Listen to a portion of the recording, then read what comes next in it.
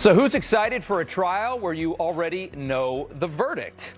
Democrats doing what they do best, wasting time and virtue signaling. Let's check it out.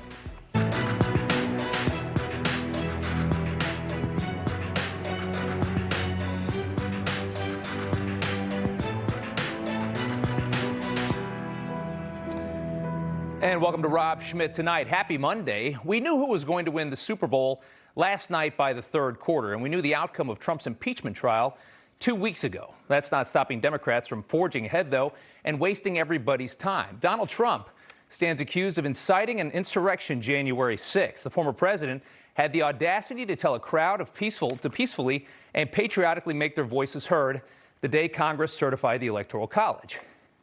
Sadly, a small faction of that crowd took things way too far, but the left doesn't see it that way. Democrats have accused the president of aiming a violent mob at the Capitol like a cannon.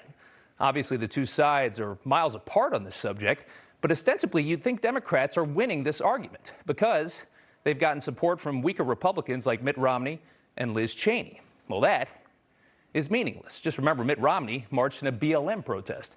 You remember that. If you took the politics out of this trial and decided it's simply based on evidence, it would be a joke. Sure, there are legal scholars saying all day that Trump's clearly guilty.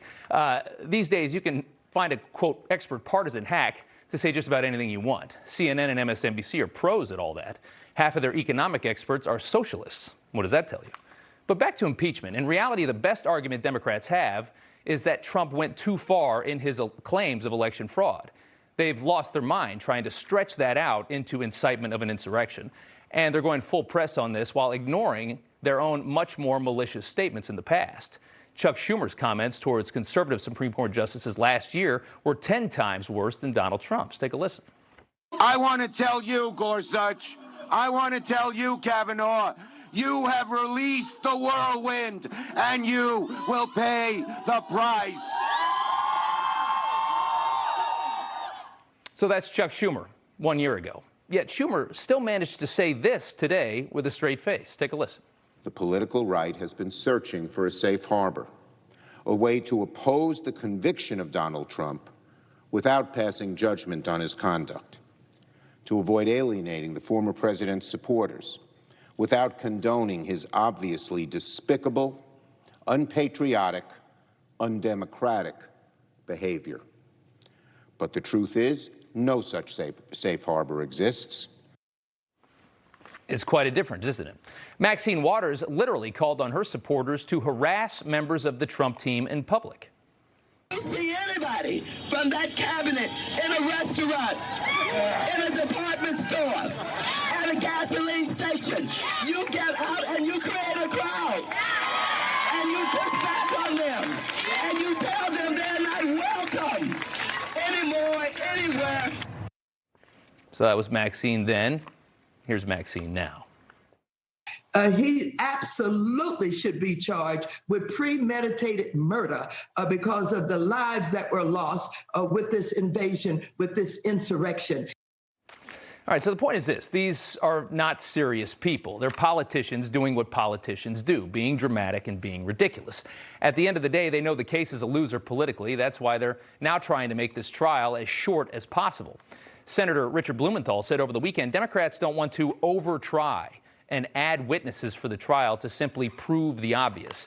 That's Blumenthal's hilarious attempt to cover up the real reason Democrats don't want any witnesses. They know they're destined to lose anyway. They want to get out of this as soon as possible. They probably wish they hadn't started it. We've all heard what Trump said on January 6th. Everybody's heard it by now. The left is on Mars at this point. Here's Republican Senator Lindsey Graham on CBS. It's not a crime. I mean, the House is impeaching him under the theory that his speech created a riot. When you look at the facts, many people had already planned to attack the Capitol before he ever spoke. So in response to that defense, Democrats now say Trump's crime was a pattern of comments for weeks leading up to that day. They're grasping at straws yet again. Today, Press Secretary Jen Psaki was asked about all this. Does the president have plans to watch any of the trial this week? And does the White House prefer a speedy impeachment trial? Well, first, the president himself would tell you that we keep him pretty busy, and he has a full schedule this week. He will not spend too much time watching the proceedings of any time over the course of this week. He will remain closely in touch with Speaker Pelosi, Leader Schumer, a range of officials on the Hill. Okay, there you go. You can tell the Biden team isn't too keen on this whole idea, likely because it's taking all the attention away from them. Trump, of course, is an attention vacuum. Nothing else can exist in the room when he is there. Today, as Biden landed at the White House, the first question that he was hit with, of course, about Donald Trump. Look, we've got an offer to come and testify. He's decided not to. We'll let the Senate work that out. Thank you. All right, so the Trump show comes back to town tomorrow, but the star himself will likely be playing golf at his club when it starts. Regardless, the Democrat impeachment managers and Trump's attorneys had a nice little back and forth on all of this. The Trump said it was all in written letters. The Trump team said, in this country, the Constitution, not a political party and not politicians, reigns supreme. But through this latest article of impeachment, now before the Senate, Democrat politicians seek to carve out a mechanism by which they can silence a political opponent and a minority party. Democrats responding to that. The House did not impeach Trump because he expressed an unpopular opinion. It impeached him because he willfully incited violent insurrection against the government. Trump team firing back to that. This process will provide us with an opportunity to explain to senators why it's absurd and unconstitutional to hold an impeachment trial against a private citizen.